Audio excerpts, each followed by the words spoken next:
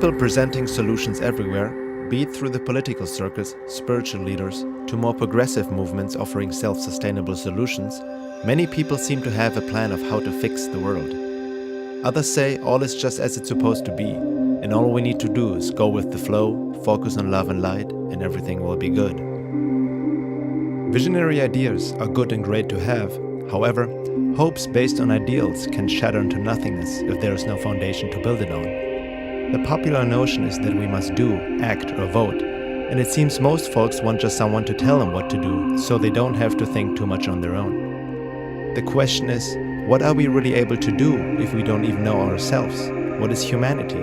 Yes, we are all one, but are we all truly the same inside, seeing, thinking, feeling the same way? Who's to say what is good for the world and what is not? The issues the world faces, the destruction, greed, genocide, economic meltdown, cannot and will not be resolved until man faces himself and does the work to gain self-knowledge beyond worship of the ego. Humanity is deeply conditioned through culture, society, religion, media, nationalism, education, government, and all kinds of illusionary beliefs. Before we can offer any solutions, we need to become aware of this conditioning and do the work necessary to truly understand ourselves with our mechanical reactive behaviors, emotional addictions, and our biases to automatically reject information that conflicts with our worldview. Honest self-work takes effort and courage, as one will have to confront the social conditioning and programming as well as the lies one is telling oneself in order to fit in. If one is sincere with oneself, this process will lead inevitably to confront the lies in the world, and one starts to see the world more as it is, not as one likes it or assumes it to be. This results in a rise of consciousness and awareness, moving from subjectivity to a more objective view, letting go of the false conditioned self and embracing one's higher self based on truth, knowledge, and essentially love, which is a higher state of being and not merely an emotional state. The more we see ourselves and the world objectively, the wiser our choices become, and our resulting actions will have lasting positive impact. This work is to be done within and without, for both are interconnected. Much like when Neo woke up in the film The Matrix, the view is not necessarily pleasant once the illusions, buffers, and programs have been dislodged. Only truth will set us free. Once we can see, especially the unpleasant aspects of our reality so many people like to ignore, we'll have a better understanding of what to do.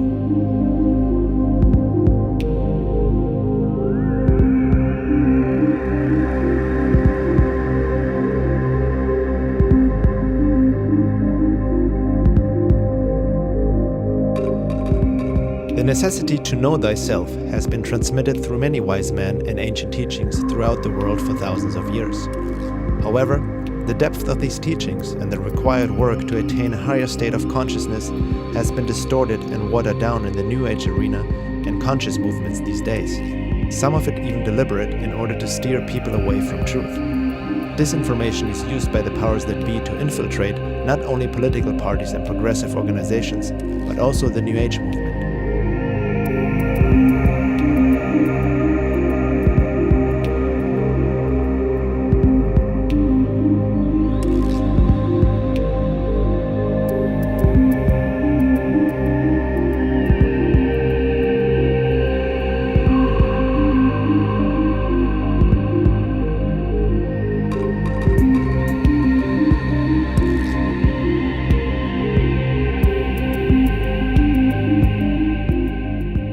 Religion has been used to control society for ages. The New Age movement, with its many distorted teachings, seems to become the new global religion, vectoring people into complacency and conformity with an oversimplified understanding of "we are all one" or "all you need is love." Many people already believe that they are awake and aware, yet they are merely dreaming to be awake.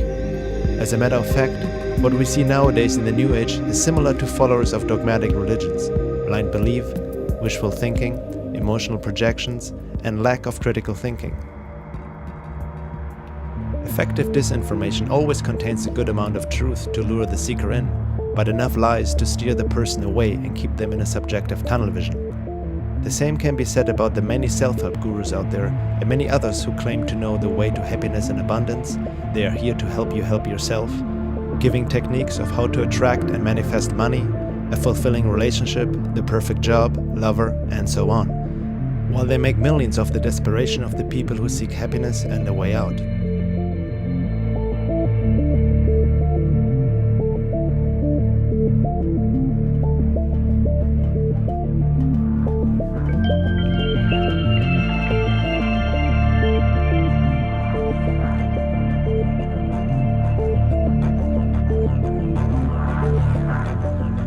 When looking deeper into some of the self-help teachings, one can see that they mostly appeal to the ego with its conditioned desires and buffers.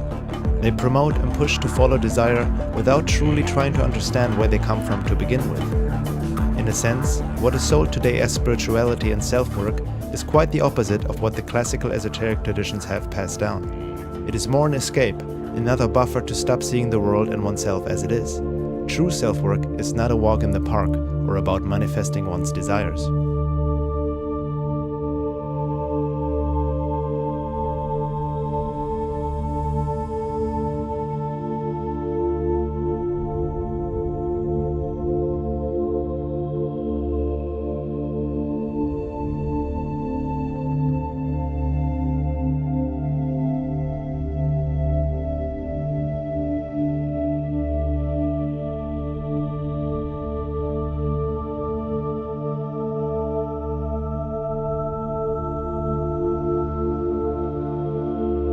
That is not to say that all prominent authors and teachers are misleading on purpose.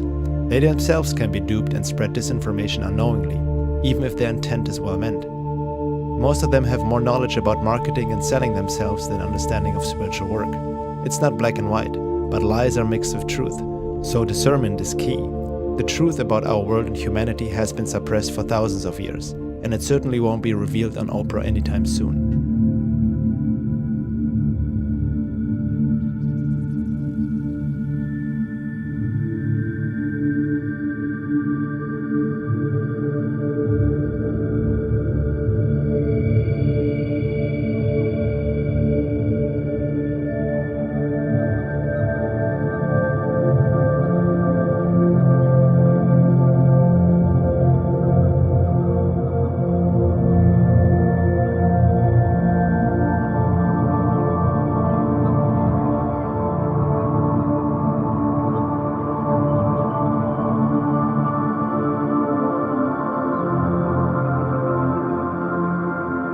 The necessity to seek truth in oneself in the world and act upon it has to come from oneself. No one can do it for another, and no one can push another to do it, until man himself realizes the precious times we live in. Free will is not really free, as long as man acts from his conditioned personality. People who don't know themselves will continue to live in a self-inflicted prison. A prison without bars and walls, cherishing their leaders as saviors like in the global Stockholm Syndrome, worshipping and defending the ones who keep them imprisoned. They become tools for the matrix, thinking that they are free, but they're merely reacting mechanically to external influences and accumulated conditioning. No change is going to happen by simply forwarding the newest conspiracy videos, questionable New Age teachings, and dubious channeled material, meditating on love and light, striving for sustainable solutions, or just protesting with some banners and slogans. Yes, some of it can trigger and plant seeds of awareness, but ultimately, change happens only if we change and separate lies from truth, within and without. Only then will we be able to see the world as it is, without filters of denial, wishful thinking, false hopes, and misperceptions because of our corrupted state of being. In order to see the truth in the world, we need to see the truth in ourselves and stop lying to ourselves.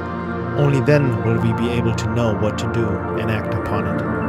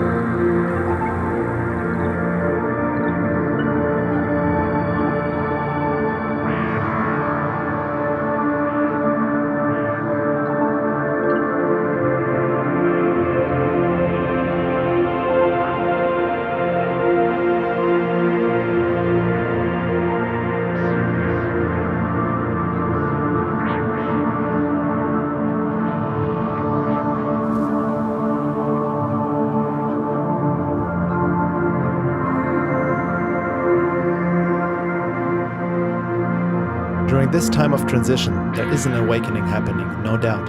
However, we are also in the age of deception, and if people don't know themselves, they will mistake reality for illusion and illusion for reality. The term awakening needs to be carefully looked at, because people can awaken to merely another form of illusion and dream of waking up while still being asleep. On the other hand, self-work can easily turn into a narcissistic activity if one is too absorbed with oneself or has no network that can give objective feedback and mirroring. The solutions presented by various conscious movements these days and other people who have good intentions are not bad in themselves. However, by leaving out the necessary deeper self-work that is needed to truly be the change, nothing will change fundamentally, and so many of those solutions become just castles in the air. It is also the prerequisite to seek truth in the world, for one's perception needs to be clear in order to discern lies from truth. Honest self-work goes hand in hand with looking at global issues that seem to be ignored by many self-proclaimed conscious people who want a better world. Be it 9/11, Zionism, psychopathy and pornorology, the UFO phenomena, and many other secrets present and past. There's still much we have to come to terms with before any form of golden age is going to manifest. Suppression of knowledge is the name of the game. There are traps and dead ends on the path towards awakening, and there are forces that do their best to keep humanity asleep. It is no coincidence that much of this crucial esoteric knowledge has been filtered out and is hard to come by in today's spiritual, conscious, and New Age movements. Knowledge protects, ignorance endangers.